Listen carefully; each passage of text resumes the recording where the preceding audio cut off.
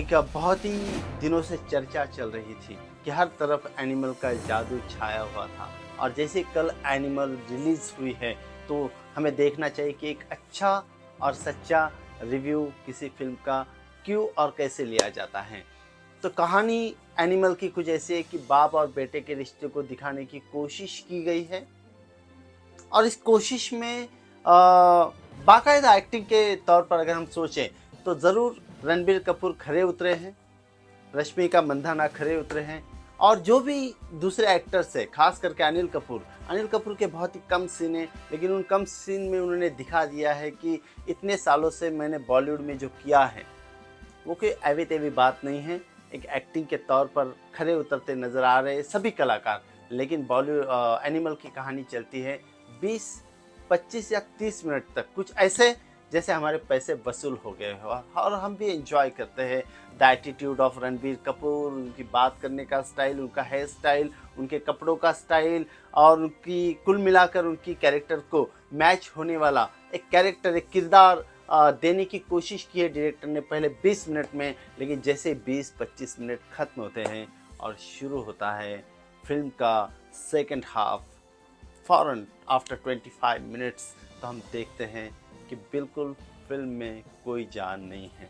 जिस लाइन पर फिल्म बनी है, जिन रिश्तों की लाइन पर फिल्म बनी है, उसे बहुत कम वक्त दिया गया है। और बिल्कुल भी ऐसा नहीं लगता है कि उसी सिंगल लाइन की जो रिलेशनशिप के ऊपर फिल्म बनी है उसके लिए डायरेक्टर ने, राइटर ने कुछ ज़्यादा मेहनत की हो। इसलिए बॉलीवुड का पतन, आजकल ये बात बहुत ज़्यादा चर्चा में, जैसे साउथ इंडियन इंडस्ट्री जोर से सभी तरफ छाई हुई है, तो बॉलीवुड का पतन होने की जो बहुत ही खास वजह, उसमें खास वजह ये भी है कि हम 4 फिल्मों का जिक्र करेंगे आज। वह है जवान, पठान, टाइगर एंड एनिमल। ये 4 फिल्में इस साल बहुत ज़्यादा चर्चा में रही और इन्होंने बाकायदा बहुत ज़्यादा पैसा भी बॉक्स ऑफिस पर कमा लिया है। लेकिन बॉक्स ऑफिस पर सही माने में ये फिल्में क्लास मूवी के तौर पर बिल्कुल नहीं मानी जाएगी, और ना ही मास मूवी के तौर पर मानी जाएगी। मेलोडी बॉलीवुड खो चुका है। बॉलीवुड ने अपनी जो शक्ति है, डायलॉग की जो शक्ति है, उसे खो दिया है। बॉलीवुड ने अपने कंटेंट राइटिंग की जो शक्ति है उसे खो दिया है। बॉलीवुड ने जनता की कल्चर के साथ जुड़े रहने की बात को खो दिया है। बॉलीवुड ने खो दिया है कि किसी विचार के साथ फिल्में बनती है।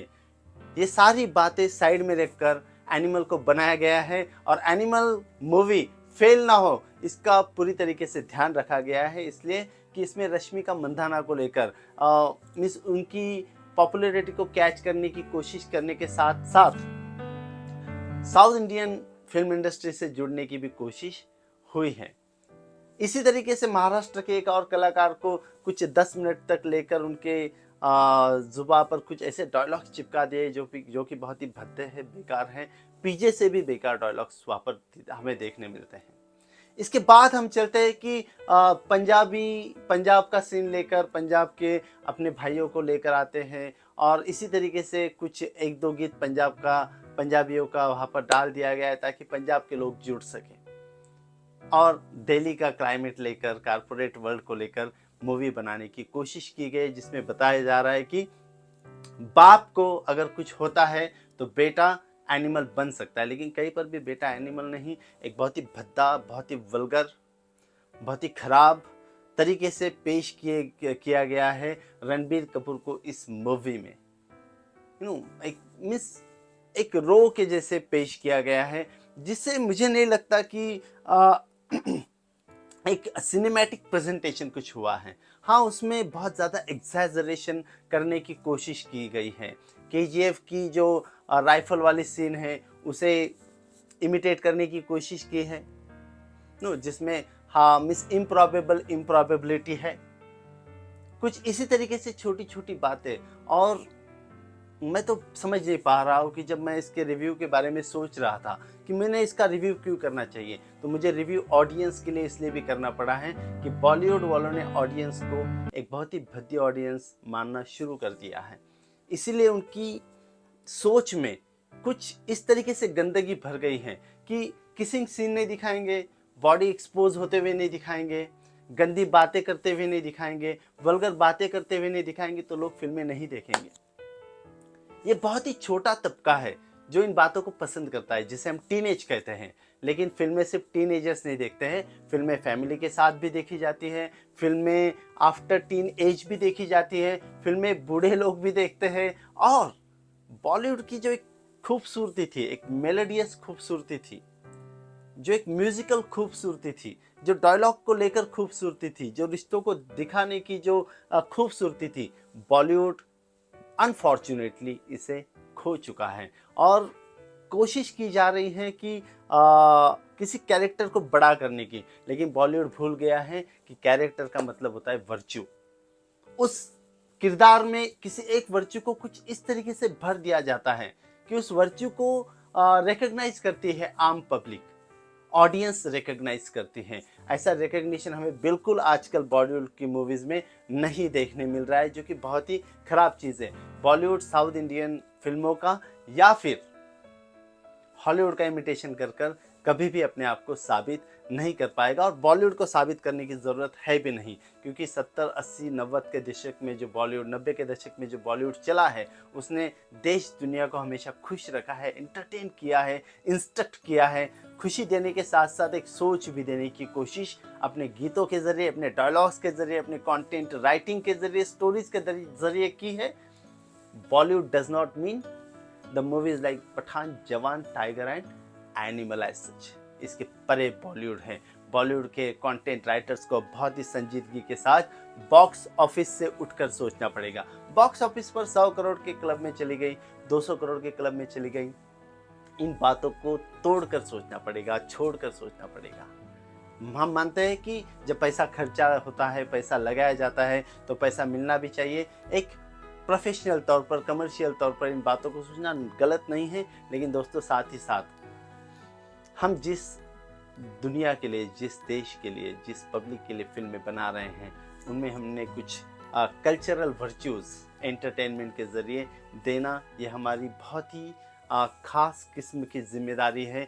ये हर कोई समझे, because movies are nothing but the media of mass communication. हम मास के साथ, हम जनता के साथ, ऑडियंस के साथ कम्युनिकेट करते हैं। अब बॉलीवुड ये जल्दी नहीं समझेगा तो ज़रूर बॉलीवुड का पतन जो हो ही रहा है, और इसमें हर रोज़ इजाफा हो रहा है और ये डरे सहमे से बॉलीवुडियंस इधर उधर भागकर प्रमोशन कर रहे हैं। बहुत ही बुरी तरीके का प्रमोशन है। इस प्रमोशन की बात को लेकर एक ही बात कहूँगा दोस्तों, कि बॉबी देओल को जो इतना बड़ा प्रमोशन में हवा दी गई उनके कैरेक्टर को, ऐसा कुछ भी यहाँ पर नहीं। 4 सीन में बॉबी देओल खत्म हो गए हैं।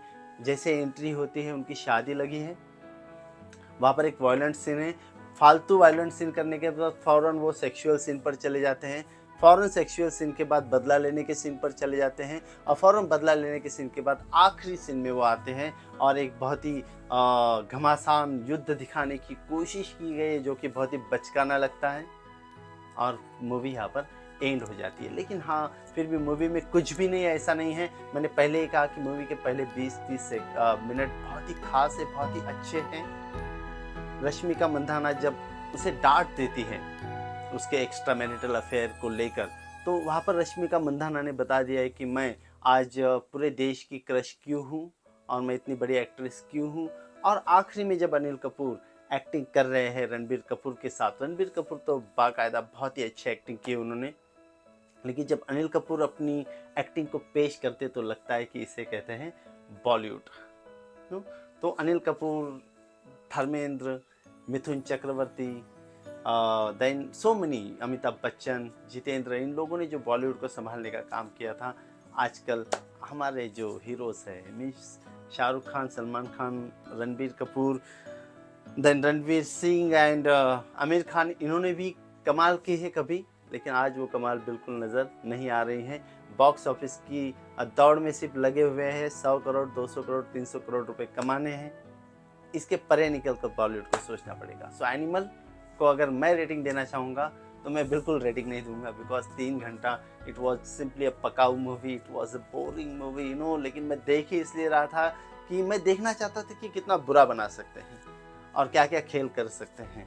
तो यहाँ पर किरदार को देखा जाता है, ना कि रणबीर कपूर को। रणबीर कपूर अपने यहाँ पर अपने घर पर बी टाउन में कैसे जीते हैं, उनकी ये ज़िंदगी देखने के लिए बड़ा पर्दा 70 नहीं बनाया गया है। सो बॉलीवुड, अगर आप अपना पैसा बचा कर रखना चाहते हो तो बिल्कुल भी इस मूवी को आप ना जाए। This is what my personal opinion and advice to you all. So wish you all the best for the good movies.